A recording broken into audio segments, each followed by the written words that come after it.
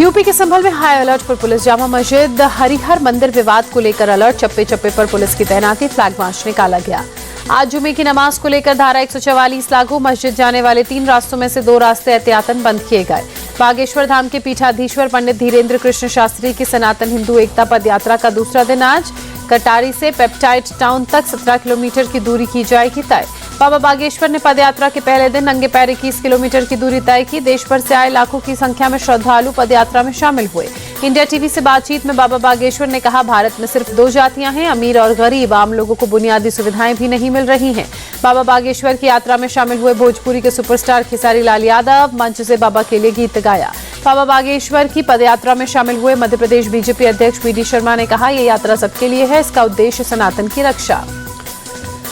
बरेली के मौलाना शाहबुद्दीन रजवी ने बाबा बागेश्वर की यात्रा से कम्युनल टेंशन का खतरा जताते हुए कहा, धीरेन्द्र शास्त्री के खिलाफ एक्शन होना चाहिए। कर्नाटक के सीएम सिद्धारमैया के बेटे और कांग्रेस एमएलसी यतीन्द्र सिद्धारमैया ने बाबा बागेश्वर के हिंदू राष्ट्र के नारे को गलत बताते हुए कहा, देश के सांप्रदायिक सौहार्द के लिए खतरा। वक्फ संशोधन बिल पर संसदीय समिति ने 2 फाड़। विपक्षी सांसदों ने की जेपीसी का कार्यकाल बढ़ाने की मांग। चेयरमैन जगदम्बिका पाल पर मनमानी का आरोप। जेपीसी में शामिल विपक्षी सांसदों ने लोकसभा स्पीकर को फोन कर बात की।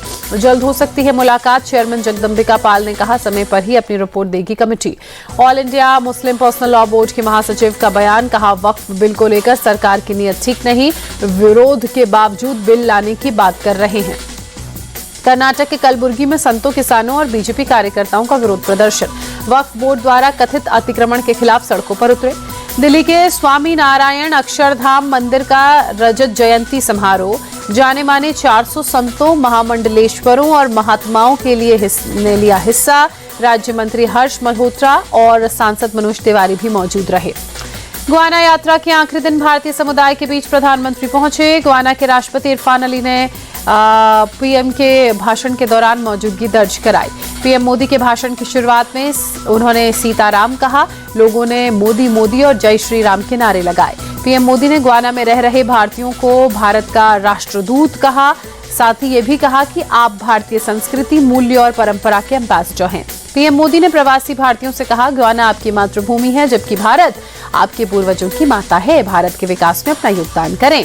पीएम मोदी ने गुआना के भारतीय समुदाय को कुंभ के दौरान भारत आने का न्योता दिया। कहा, भारत को जानिए, कार्यक्रम का हिस्सा बनिए। पीएम मोदी ने जॉर्ज टाउन में महात्मा गांधी की प्रतिमा पर पुष्प अर्पित किए। प्रतिमा की परिक्रमा कर श्रद्धांजलि भी दी। पीएम मोदी आर्य समाज के स्मारक पर गए। राम भजन के आयोजन में खुद झाल मंजीरा बजाया। प्रधानमंत्री जॉर्ज टाउन में सरस्वती विद्या निकेतन स्कूल पहुंचे। छात्राओं के वैष्णव जन गाकर और शास्त्रीय नृत्य से किया प्रधानमंत्री मोदी का स्वागत। सरस्वती विद्या निकेतन में पीएम मोदी ने भी भगवान शिव की पूजा की। शिवलिंग पर जलाभिषेक किया। भगवान शिव की आरती भी की। प्रधानमंत्री मोदी ने गुआना की संसद के विशेष सत्र को संबोधित कर कहा, भारत और गुआना के बीच मिट्टी, पसीने और परिश्रम का रिश्ता है। पीएम मोदी ने कहा, भारत और गुआना लोकतंत्र को मजबूत कर रहे हैं। दोनों देशों ने एक जैसी गुलामी और संघर्ष देखा। पीएम मोदी ने कहा, भारत कभी विस्तारवाद की भावना से आगे नहीं बढ़ा। लोकतंत्र सिर्फ एक कानून नहीं है, बल्कि हमारे डीएनए में लोकतंत्र है। दिल्ली में प्रदूषण का स्तर गंभीर श्रेणी में बरकरार। कई इलाकों में AQI 400 के पार। स्मॉग की वजह से धुंध छाई। आनंद विहार में 408 पर AQI पहुंचा। बवाना में AQI 410 के पार। सांस लेने में हो रही दिक्कत। पंजाब के भटिंडा में पराली जलाने का सिलसिला जारी। खेतों में सरेआम जलाई जा रही पराली। सरकार की कोशिशें बेकार। सिरसा में खेतों में बड़े पैमाने पर जलाई जा रही पराली। सरकार के नियमों के खुलेआम धज्जियां उड़ा रहे हैं किसान।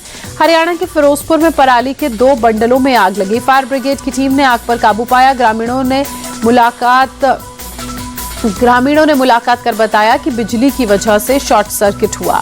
यूपी के चंदौली रेलवे स्टेशन पर जीआरपी ने 4 संदिग्धों को गिरफ्तार किया। करीब 49 किलो चांदी के गहने बरामद। पुलिस गहनों को लेकर पूछताछ में जुटी। नोएडा में फेक कॉल सेंटर का भंडाफोड़। अमेरिकी नागरिकों को बना रहे थे निशाना। पुलिस ने 11 लोगों को किया गिरफ्तार। फिल्म दी साबरमती रिपोर्ट देखी। फिल्म के माध्यम से सच को सामने लाने के लिए पूरी टीम को बधाई दी। विक्रांत मैसी और राशि खन्ना ने सीएम योगी से मुलाकात की। विक्रांत मैसी ने फिल्म देखने के लिए धन्यवाद दिया।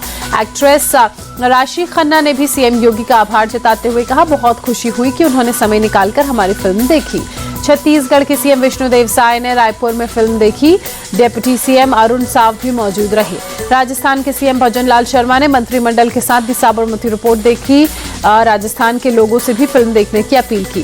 गोवा के सीएम प्रमोद सावंत ने थिएटर में फिल्म देखी। कहा, मैं फिल्म के निर्माता और कलाकारों का अभिनंदन करता हूं।